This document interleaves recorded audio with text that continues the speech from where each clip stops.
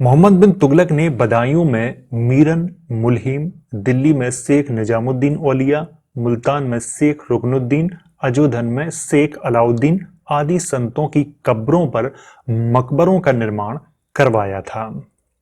मोहम्मद बिन तुगलक की इसी धार्मिक सहिष्णुता के कारण नासरुद्दीन चिराग दहली, इसामी तथा जियाउद्दीन बरनी ने अपने ग्रंथों में अधर्मी तथा इस्लाम का विरोधी बताया है, जैसा कि मैं शुरुआत में आपको बता चुका हूं। तो यहां पे एक शब्द का प्रयोग किया गया है, सहिष्णुता। देखिए, सहिष्णुता वैसे तो राजनीति में ये शब्द थोड़ा बहुत ज्यादा चर्चा में रहता है। तो ये सहिष्णुता क्या होती है, क्योंकि ये शब्द थोड़ा ऐसा टेढ़ा मेढ़ा है जो कि दिमाग पे चढ़ता नहीं है। तो ये सहिष्णुता होती क्या है? देखिए, सहिष्णुता को अगर सरल भाषा में कहे तो सहनशीलता। जैसे हम किसी धर्म के प्रति कट्टर विचार है, मान लो मैं कोई धार्मिक हूं और दूसरे धर्मों के प्रति मैं उल्टा सीधा बोलता हूं, तो इसका मतलब ये है कि मेरे अंदर सहिष्णुता नहीं है। अगर मैं अपने धर्म और दूसरे धर्म को मतलब बराबरी का सम्मान दूं और अच्छा अच्छा बोलूं, तो इसका मतलब है कि मेरे अंदर सहनशीलता है, किसी चीज को सहन करने की क्षमता है। अगर आपको कोई गाली दी जाए, आप अगर पलट के वार ना करो, तो ये समझ लो कि आपके अंदर सहनशीलता है। तो इसी को जैसे यहाँ पे कहा गया है कि धार्मिक सहिष्णुता। मोहम्मद बिन तुगलक को धार्मिक सहिष्णुता मतलब मोहम्मद बिन तुगलक ने सभी धर्मों को बराबरी का सम्मान दिया, और यही बराबरी का सम्मान मोहम्मद बिन तुगलक को क्या बना देता है? इस्लाम का दुश्मन और अधर्मी। ये किसने कहा था? नासरुद्दीन चिराग दहली ने, इसामी ने और जियाउद्दीन बरनी ने। तो ये यहां आपको ध्यान रखना है। अब बात करते हैं मोहम्मद बिन तुगलक के प्रशासनिक सुधारों की। देखिए, प्रशासनिक सुधारों में भी बहुत महत्वपूर्ण कार्य हुए थे मोहम्मद बिन तुगलक के शासनकाल में। तो चलिए उन पे थोड़ी चर्चा कर लेते हैं। मोहम्मद बिन तुगलक को दिल्ली सल्तनत का प्रथम शासक माना जाता है, जिसने सूबों की आय व्यय का हिसाब रखने के लिए एक रजिस्टर तैयार करवाया और सता अधिकारी नामक एक नए अधिकारी की नियुक्ति की। सता अधिकारी 100 गांवों के लगान वसूलने वाले अधिकारियों का प्रमुख होता था। तो आपको ये यहाँ पे ध्यान रखना है कि सता अधिकारी नामक जो अधिकारी था, उसको सबसे पहले किसके शासनकाल में नियुक्त किया गया था? मोहम्मद बिन तुगलक के शासनकाल में। और सता अधिकारी जो अधिकारी होता था, वो 100 गांव के लगान वसूलने वाले जो अधिकारी होता था, उनका प्रमुख अधिकारी होता था सता अधिकारी। मोहम्मद बिन तुगलक को दिल्ली सल्तनत का प्रथम शासक माना जाता है, जिसने अकाल पीड़ितों के लिए सहायता प्रदान की और किसानों को कृषि ऋण भी प्रदान किया। मोहम्मद बिन तुगलक ने किसानों की भरपाई के लिए दीवान ए अमीर कोही की स्थापना की। आपको ये यहाँ पे ध्यान रखना है कि दीवान ए अमीर कोही की स्थापना किसने की थी? मोहम्मद बिन तुगलक ने की थी। दीवान ए अमीर कोही विभाग का प्रमुख अधिकारी अमीर ए कोही होता था। तो आपको ये यहाँ पे जितना ये मैंने हाईलाइट किया हुआ है, ये आपको याद रखना है कि दीवान ए अमीर कोही, इस जो विभाग होता था, इसका अधिकारी कौन होता था? अमीर ए कोही होता था। ये यहाँ पे आपको विशेष तौर पे याद रखना है। मोहम्मद बिन तुगलक ने पूरे भारत पर राज करने के उद्देश्य से 1326-27 में राजधानी दिल्ली से देवगिरी स्थानांतरित करने का निर्णय किया था और देवगिरी में राजधानी बना भी ली थी। आपको ये यहाँ पे थोड़ा ध्यान रखना है कि 1326 और 27 में 1326-27 में क्या किया था कि मोहम्मद बिन तुगलक ने पूरे भारत पे राज्य करने के उद्देश्य से अपनी जो राजधानी थी दिल्ली से देवगिरी का आधुनिक नाम है दौलताबाद, जो कि महाराष्ट्र में है, तो दौलताबाद में स्थानांतरित कर ली थी, और जिसमें सबसे ज्यादा लोगों की मृत्यु हुई थी। इसी कारण बहुत सारे जो इतिहासकार थे, उन्होंने मोहम्मद बिन तुगलक को मूर्ख शासक भी बताया था कि दुनिया का सबसे मूर्ख शासक मोहम्मद बिन तुगलक को माना जाता है। किसने लिखा था? काफी सारे उस समय के इतिहासकारों ने लिखा था। और क्यों लिखा था? उसका कारण यही था कि मोहम्मद बिन तुगलक ने क्या किया था कि दिल्ली से जो जनता थी उसको भी स्थानांतरित किया था देवगिरी में। तो जो कुछ जनता थी वो बहुत ज्यादा उसमें मृत्यु हो गई थी जनता की। तो इसी कारण मोहम्मद बिन तुगलक को इस्लामिक दुनिया का सबसे मूर्ख शासक भी माना जाता है। ये आपको यहाँ पे ध्यान रखना है। इसी समय देवगिरी का जो नाम था वो बदल के क्या रखा गया था, कुतुब उल इस्लाम रखा गया था। ये भी आपको यहाँ पे ध्यान रखना है। और आधुनिक नाम भी ध्यान रखना है आपको। आधुनिक नाम देवगिरी नहीं है, आधुनिक नाम दौलताबाद है, जो कि महाराष्ट्र में है। दिल्ली में ढाले गए सिक्कों पर तख्तगाहे दिल्ली और दौलताबाद में ढाले गए सिक्कों पर तख्तगाहे दौलताबाद लिखा था। यहां पे आपको क्या समझना है कि मोहम्मद बिन तुगलक के शासनकाल में जो दिल्ली में सिक्के ढाले गए थे उन पर लिखा था तख्तगाहे दिल्ली, और दौलताबाद में जो सिक्के ढाले गए थे उन पर लिखा था तख्तगाहे दौलताबाद। 1335 में मोहम्मद बिन तुगलक ने दिल्ली को पुनः राजधानी बनाया था। आपको ये भी याद रखना है कि 1326-27 में देवगिरी को राजधानी बनाया, लेकिन देवगिरी में राजधानी सफल नहीं हुई। इसके बाद 1335 में मोहम्मद बिन तुगलक ने दोबारा से दिल्ली को राजधानी बनाया था। इसी समय क्या हुआ कि दक्षिण भारत में चिश्ती सिलसिले की नींव शेख निजामुद्दीन औलिया के जो शिष्य थे, जिनका नाम था शेख बुरहानुद्दीन गरीब ने रखी थी, और देवगिरी को इस्लामी शिक्षा का केंद्र बनाया था। आपको ये यहाँ पर ध्यान रखना है, क्योंकि जब राजधानी को स्थानांतरित किया गया तो जो काफी सारे जो लोग थे जो बहुत अच्छे थे उस समय, तो वो भी चले गए थे, लेकिन वो वापस नहीं आए। तो उन्होंने क्या किया था कि देवगिरी को ही अपनी शिक्षा का केंद्र बना लिया था, जिसमें से शेख बुरहानुद्दीन गरीब का नाम भी शामिल था, जिन्होंने चिश्ती सिलसिले की नींव कहां पर रखी थी, देवगिरी में रखी थी। और देवगिरी, मैं फिर से बता देता हूं, देवगिरी आधुनिक देवगिरी नाम नहीं है उसका, आधुनिक दौलताबाद है, जो कि महाराष्ट्र में है। 1329-30 में मोहम्मद बिन तुगलक ने सांकेतिक मुद्रा को वैधानिक आधार देकर लागू किया था। देखिए 1329 और 30 में मोहम्मद बिन तुगलक ने जो सांकेतिक मुद्रा को क्या किया था कि वैधानिक आधार दिया और उसे लागू किया था। दुआनी नामक एक नया सिक्का तथा दीनार नामक स्वर्ण मुद्राएं जारी की थी। देखिए दुआनी नामक एक नया सिक्का और दीनार नामक स्वर्ण मुद्राएं किसने जारी की थी? मोहम्मद बिन तुगलक ने जारी की थी। मोहम्मद बिन तुगलक ने सिक्कों पर कलमा खुदवाना बंद कर दिया था। अब यहाँ पर थोड़ा समझ लेते हैं, क्योंकि मोहम्मद बिन तुगलक से पहले जितने भी दिल्ली सल्तनत में शासक हुए उनमें से अधिकतर शासकों ने क्या किया था कि कलमा खुदवाना जरूरी समझा था, और अधिकतर शासकों ने क्या किया था कि कलमा खुदवाया था। लेकिन मोहम्मद बिन तुगलक ने क्या किया था कि कलमा खुदवाना बंद कर दिया था। अब ये कलमा क्या होता है? देखिए कलमा ला इलाहा इल अल्लाह मोहम्मद उर रसूल अल्लाह है, तो इसी को कहा जाता है कलमा। और इसका मतलब होता है हिंदी में अगर कहें तो अल्लाह एक है और उसके अतिरिक्त कोई नहीं है, तथा मोहम्मद साहब उसके पैगंबर हैं। तो ये यहाँ पे यही कहा गया है। लेकिन इसको बंद किसने किया था? मोहम्मद बिन तुगलक ने। ये यहाँ पे आपको ध्यान रखना है। चांदी के सिक्कों को टका और सोने के सिक्कों को जीतल कहा जाता था। तो आपको ये भी यहाँ पर विशेष तौर पे याद रखना है कि जो चांदी के जो सिक्के होते थे उन्हें टका कहा जाता था, और सोने के सिक्कों को जीतल कहा जाता था। किसके शासनकाल में? मोहम्मद बिन तुगलक के शासनकाल में। मोहम्मद बिन तुगलक ने प्रतीक मुद्रा के रूप में कांसे के सिक्के प्रचलन किए थे। तो यहाँ पे जो कांसे के जो सिक्के होते थे उन्हें प्रतीक मुद्रा के रूप में प्रचलित किए थे। किसने किए थे? मोहम्मद बिन तुगलक ने। हालांकि कुछ इतिहासकारों ने यहाँ कांसा लिखा हुआ है, कुछ ने अलग अलग यहाँ पे लिखे हुए हैं, लेकिन अधिकतर इतिहासकारों ने कांसे का समर्थन किया है, कुछ ने तो बहुत कुछ लिखा हुआ है।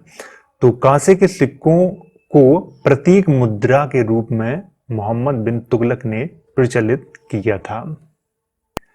इसी समय जियाउद्दीन बर्नी ने कहा था प्रत्येक हिंदू का घर टकसाल बन गया था। ये प्रश्न भी बहुत बार एग्जाम में पूछा गया है। प्रत्येक हिंदू का घर टकसाल बन गया था, ये किसने कहा था? ऐसा प्रश्न पूछा जाता है। तो किसने कहा था? जियाउद्दीन बर्नी ने कहा था। और किसके शासनकाल में कहा था? मोहम्मद बिन तुगलक के शासनकाल में कहा था। एडवर्ड टॉमस ने मोहम्मद बिन तुगलक को धनवानों का राजकुमार कहा है। ये प्रश्न भी बहुत बार एग्जाम में पूछा गया है। तो धनवानों का राजकुमार किसने कहा था? एडवर्ड टॉमस ने कहा था। वो किसको कहा था? मोहम्मद बिन तुगलक को कहा था।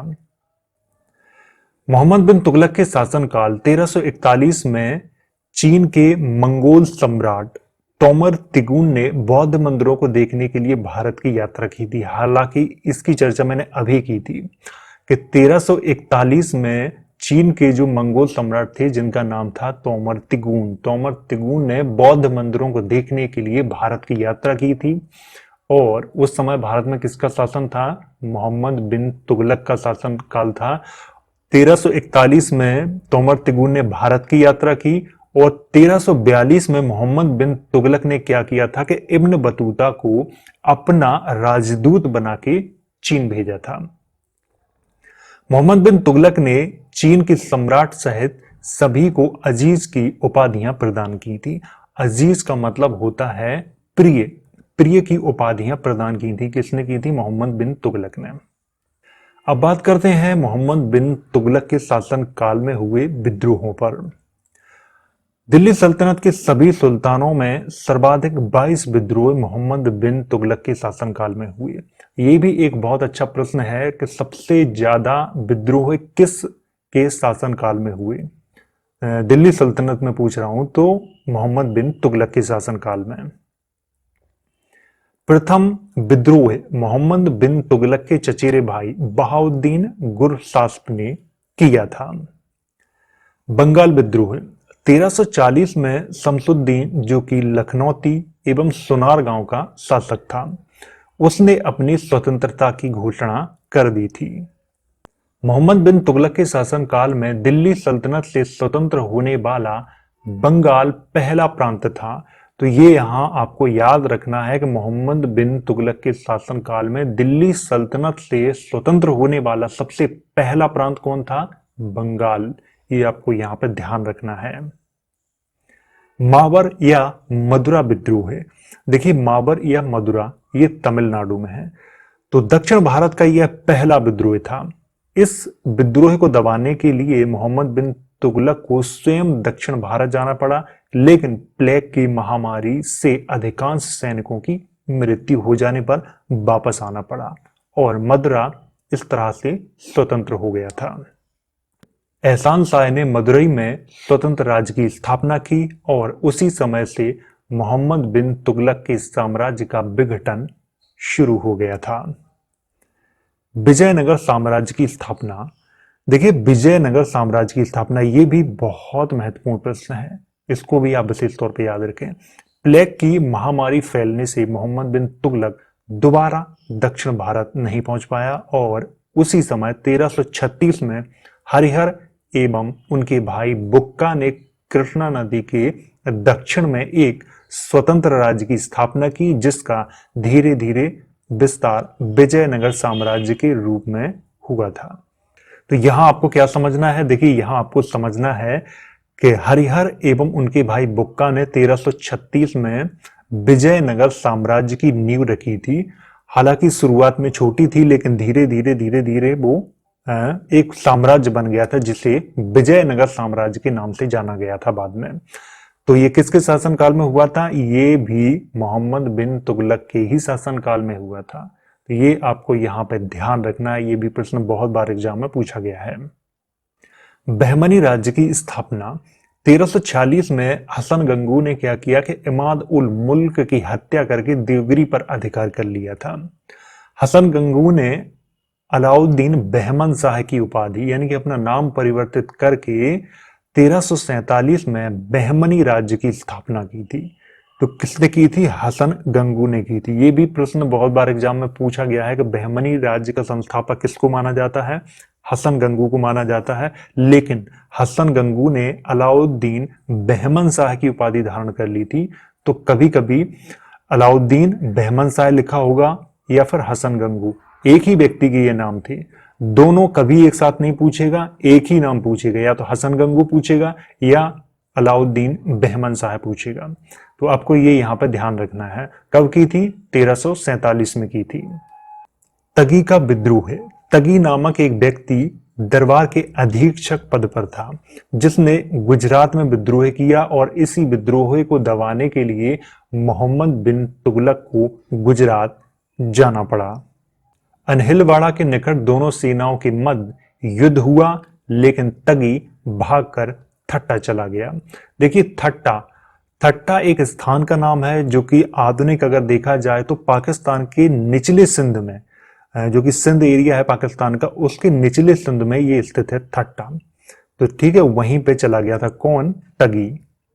और उसी का पीछा करते हुए मोहम्मद बिन तुगलक ने सिंध की ओर प्रस्थान किया, लेकिन रास्ते में ही मार्च 1351 में ज्वर से यानी कि बुखार से उसकी मृत्यु हो गई थी। तो ये यहाँ पे आपको याद रखना है, कब हुई थी? मार्च 1351 ईस्वी में हुई थी। और किससे हुई थी? ज्वर के कारण। अब बात करते हैं शिक्षा और साहित्य की। दिल्ली सल्तनत के सभी सुल्तानों में मोहम्मद बिन तुगलक को सबसे ज्यादा शिक्षित सुल्तान माना जाता है। यह भी एक बहुत ही अच्छा यहां से प्रश्न बन सकता है कि दिल्ली सल्तनत के सभी जो सुल्तान हुए उनमें सबसे ज्यादा शिक्षित सुल्तान किसको माना जाता है? मोहम्मद बिन तुगलक को माना जाता है। मोहम्मद बिन तुगलक ने अरबी, फारसी, गणित, नक्षत्र विज्ञान, भौतिक शास्त्र, तर्कशास्त्र तथा चिकित्सा शास्त्र की शिक्षा प्राप्त की थी। मोहम्मद बिन तुगलक के ही शासनकाल में जयाउद्दीन बरनी ने तारीख-ए-फिरोजशाही ग्रंथ और फतवा-ए-जहांदारी की रचना की थी। यहाँ पर मैं आपको थोड़ा समझा देता हूँ। आपको अगर ऐसा लग रहा होगा कि जयाउद्दीन बरनी ने संपूर्ण तारीख-ए-फिरोजशाही ग्रंथ की रचना सिर्फ मोहम्मद बिन तुगलक के ही शासनकाल में की, नहीं। यहाँ पे आपको ये ध्यान रखना है कि अधिकतर, जैसे कि कोई ग्रंथ है 100% उसे लिखना है, तो 70% जो रचना है तारीख-ए-फिरोजशाही ग्रंथ की, वो मोहम्मद बिन तुगलक के शासनकाल में ही की थी। किसने? जयाउद्दीन बरनी ने। ये यहाँ पे आपको याद रखना है। और फतवा-ए-जहांदारी की रचना भी मोहम्मद बिन तुगलक के ही शासनकाल में की थी, जयाउद्दीन बरनी ने। मोहम्मद बिन तुगलक के दरबार में बदरुद्दीन नामक एक प्रमुख कवि थे, जिन्होंने मोहम्मद बिन तुगलक की प्रशंसा में कसीदों की रचना की थी। देखिए, यहाँ पर कसीदों की रचना की थी। ये कसीदे क्या होते थे? देखिए, कसीदे एक शायरी का रूप होते हैं जो किसी के प्रशंसा में कहे जाते हैं। तो उनकी रचना किसने की थी? बदरुद्दीन ने की थी। आपको ये यहाँ पे ध्यान रखना है। बदरुद्दीन की प्रमुख रचनाएं दीवान-ए-चाच एवं शाहनामा थी। आपको ये यहाँ पे ध्यान रखना है कि बदरुद्दीन ने किन किन ग्रंथों की रचना की थी? दीवान-ए-चाच की थी और शाहनामा की। मैं आपको बताना चाहूंगा कि देखो, शाहनामा नामक 2 ग्रंथ हैं। एक की रचना किसने की थी? बदरुद्दीन ने। और दूसरे की रचना की थी किसने? फिरदौस ने।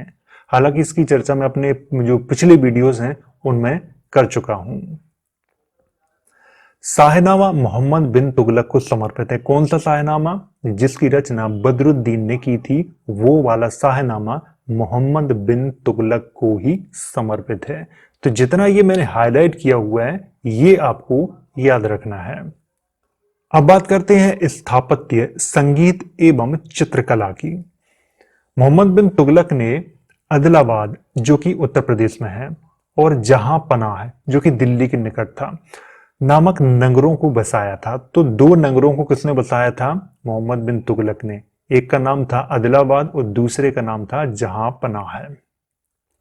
मोहम्मद बिन तुगलक को संगीत का प्रेमी माना जाता है। मोहम्मद बिन तुगलक के दरबार में 1200 गायक रहते थे, जो गाने के साथ साथ संगीत शिक्षा भी प्रदान करते थे। मोहम्मद बिन तुगलक के दरबार में प्रसिद्ध चित्रकार शाहपुर रहते थे, जिन्होंने एक संगीत सभा का चित्रण किया था। मोहम्मद बिन तुगलक ने एक वस्त्र निर्माणशाला की स्थापना करवाई थी, जहां पर रेशमी कपड़े का काम होता था।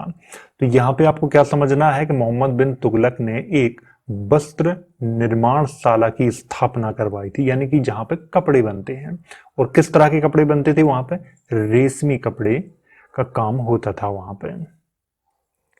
मोहम्मद बिन तुगलक का शासनकाल 1325 से 1351 ईस्वी के मध्य में था। तो ये तो था मोहम्मद बिन तुगलक का संपूर्ण जीवन परिचय, और इसमें मैंने उन तथ्यों की चर्चा की जो तथ्य प्रतियोगी परीक्षाओं या फिर अन्य परीक्षाओं की दृष्टि से बहुत महत्वपूर्ण है। उन सभी तथ्यों की मैंने यहाँ पर चर्चा की है। और अगर आपको अपने नोट्स तैयार करने हैं तो डिस्क्रिप्शन बॉक्स और कमेंट बॉक्स दोनों जगह आपको वेबसाइट की लिंक मिल जाएगी, तो वहां से जाकर आप अपने नोट्स तैयार कर सकते हो। और वेबसाइट यहाँ पे लिखी हुई है www.jagranmantra.com, तो यहाँ से आप डायरेक्ट टाइप करके भी जा सकते हो। वीडियो अगर एक बार आपको समझ में नहीं आया है तो आप इसे दोबारा तिबारा जितनी बार चाहे उतनी बार देख सकते हैं। वीडियो अगर अच्छा लगा हो तो इसे लाइक करें, शेयर करें, और अगर आपका कोई डाउट है तो कमेंट करके आप मुझसे पूछ सकते हो।